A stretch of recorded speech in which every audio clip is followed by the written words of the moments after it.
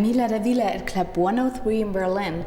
In the room behind me, the guys of Tuxedomoon just take some rest from their concert that has finished just a few minutes ago. Let's see how they are. I got a few questions in my pocket. Hello, everybody. Hello. Oh, hello there.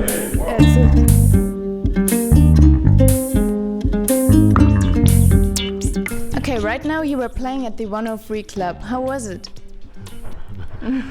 It was crowded. It was a small stage.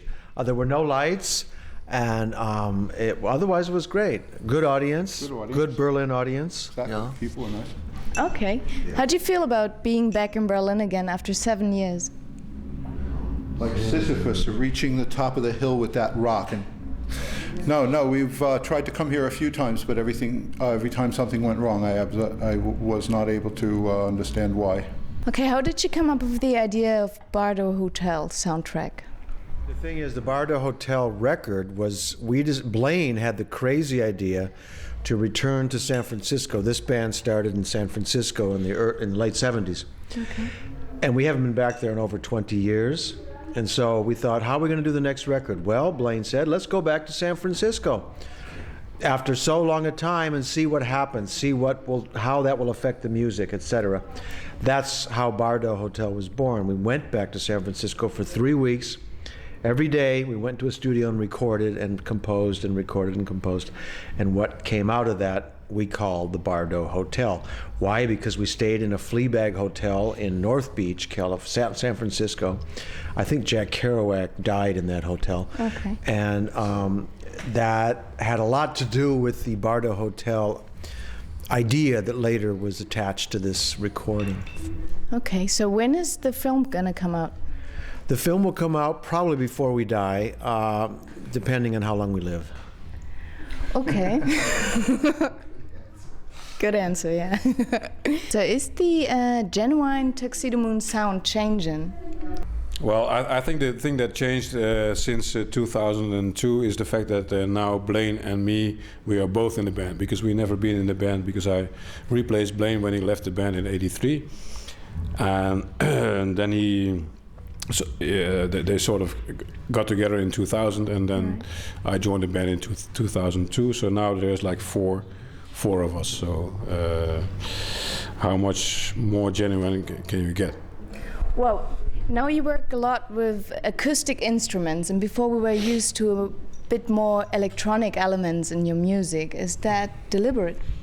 In the studio, it's all about electronics. You know, we use acoustic instruments, but there's always an electronic element, and the way we work with computers and so forth is from a standpoint of electronic music. I mean, and there's synthesizers all over the damn place on the records, you know, but it's not, for another thing, it's not practical to bring a lot of keyboards and so forth around. But we approach things in an electronic manner anyway. I mean, you know, Peter does, I do, for sure. You know, we play our guitars through effects. To me, all electronic music is not interesting, and all acoustic music is usually not interesting, but finding a hybrid, or looking for a combination of the two worlds, I think is more interesting. At least that's what we try to do, you know, the best of both worlds. Yeah, we used to have a joke that would go, we try to make acoustic instruments sound electronic and electronic instruments sound acoustic. Good mixture. Okay, so you're about to release a new album. What's it going to be called, and when is it going to come out? Well, you're absolutely premature with that question. It's not really about to come out until maybe next fall, and we don't have a title for it. People always do when they can't come up with a name. They say, let's call it No Name. Yeah, exactly. And they put it as Emanon or Inconnu.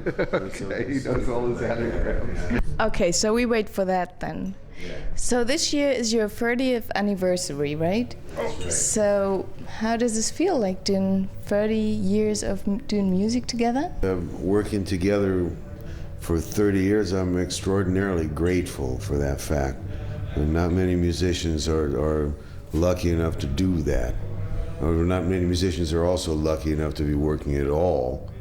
you know, let alone with the same idiots that they've been working with for 30 years. And not only that, we have like a creative partnership, and creative partnerships that last that long are even more unusual than even people who play together. Yeah. Right. So I'm very grateful that we were able to do that. And you know, in many ways, Tuxedomoon is like a family. In fact, you know, I'm not that close to my family anyway nowadays. So the Tuxedomoon, they function as sort of my brothers in a way, and we fight like family does. Are you gonna celebrate and share this with your fans in some way? Well, we're hoping that we can book another tour for around September, October, and you know, play sort of bigger venues. Right. We're throwing a wild party in Reykjavik. Everybody's invited. Okay, so what about another 30 years on stage? The day you stop working, adios, muchachos. Vale. Thank you very much for your time and everything, and I wish you all the best for your tour, your ongoing tour, and for Bardo Hotel soundtrack, right? Yes. Thanks. Thank you. Thank you. Thanks, Christin.